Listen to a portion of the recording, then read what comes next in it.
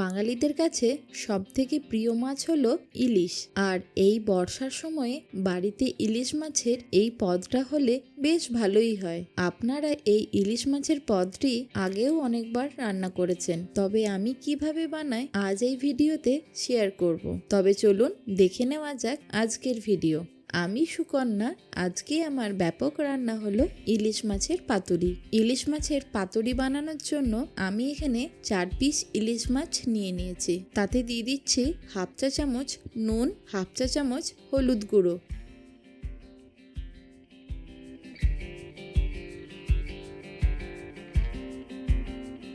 এবার এই নুন আর হলুদটা দিয়ে মাছটাকে খুব ভালোভাবে মাখিয়ে নেব।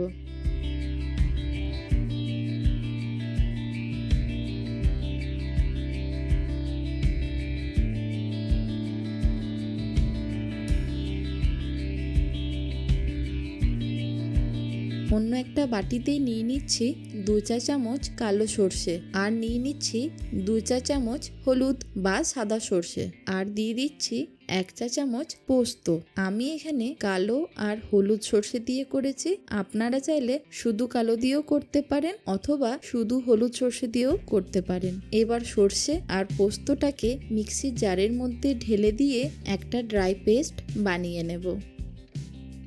সর্ষে আর পোস্তটা ড্রাই পেস্ট করে নেওয়ার পর তাতে ঝালের জন্য দিয়ে দিচ্ছি 4টে কাঁচা লঙ্কা, 1/4 টিস্পুন নুন, 3 চা চামচ নারকেল কোড়া আর 3 চা চামচ টক দই।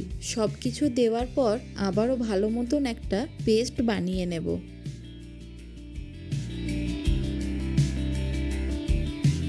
এবার তাতে দিয়ে দিচ্ছি অল্প একটু জল। জলটা দেওয়ার পরে পেস্টটা আরও মসৃণ হয়ে যাবে।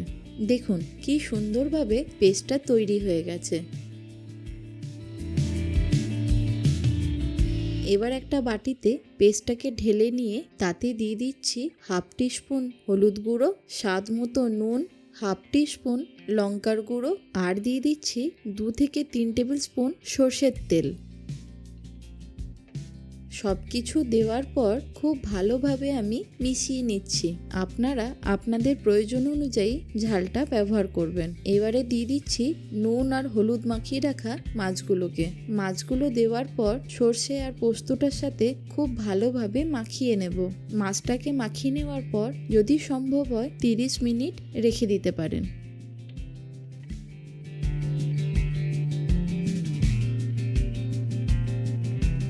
এবার আমি গ্যাসের ফ্লেমটাকে জ্বালিয়ে নিয়ে আগে থেকে কেটে ধুয়ে রাখা কলা পাতাগুলোকে ভালোভাবে সেঁকে নিচ্ছি। যখন আমি কলা পাতাটাকে ফোল্ড করব তখন কলা পাতাটা আর ফেটে যাবে না। আপনারা চাইলে একটা গরম তাওয়ার ওপরে রেখেও কলা পাতাগুলোকে ভালোভাবে সেঁকে নিতে পারেন। কলা পাতার জায়গায় লাউ পাতা অথবা কুমড়ো পাতা দিয়েও বানিয়ে নিতে পারেন।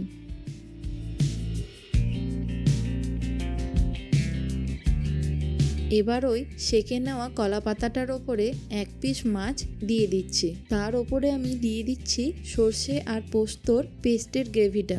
এবার সুন্দর ঝাঁঝালো গন্ধ আসার জন্য দিয়ে দিচ্ছি হাফ টিস্পুন সর্ষের তেল। তার সাথে দিয়ে দিচ্ছি একটা কাঁচা লঙ্কা। এবার পাতাটাকে এইরকম ভাবে সুন্দর করে ফোল্ড করে নেব।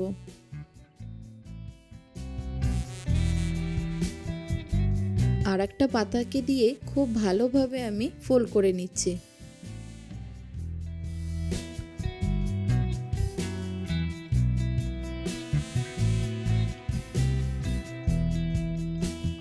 এবার আমি একটা সুতো দিয়ে পাতাটাকে খুব ভালোভাবে আটকে দিচ্ছি।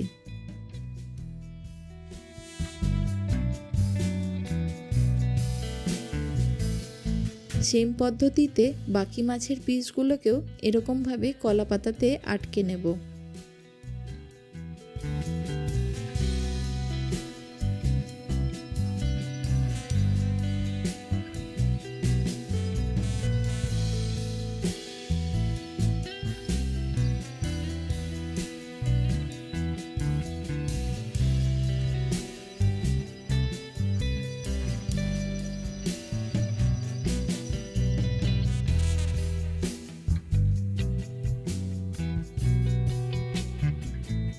এবার একটা ফ্রাইং প্যান নিয়ে নিয়েছি, তাতে দিয়ে দিচ্ছি 1 টেবিল চামচের মতন সর্ষের তেল। তেলটাকে ভালো করে গরম করে নেব।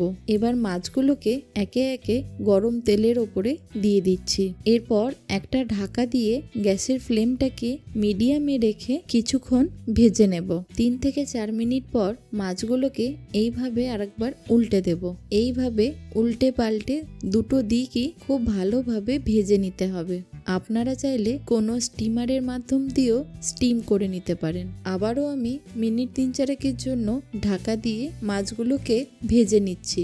কত সহজেই তৈরি হয়ে গেল আমাদের ইলিশ মাছের পাতুরি। এবার আমি মাছটাকে খুলে দেখাচ্ছি। দেখুন কত সহজে 10 মিনিটের মধ্যেই তৈরি হয়ে গেল ইলিশ মাছের পাতুরি। এই ইলিশের সিজনে গরম ভাতের সাথে ইলিশ মাছের পাতুরি দিয়ে ভাত খেতে একেবারে পুরোপুরি কিন্তু জমে যাবে। আশা করি আপনাদের এই রেসিপিটি নিশ্চয়ই ভালো লেগেছে। এরকম আরও নতুন নতুন রেসিপি দেখতে হলে অবশ্যই কমেন্টে জানাবেন। ভালো থাকুন, সুস্থ থাকুন, দেখতে থাকুন ব্যাপক রান্নাঘর।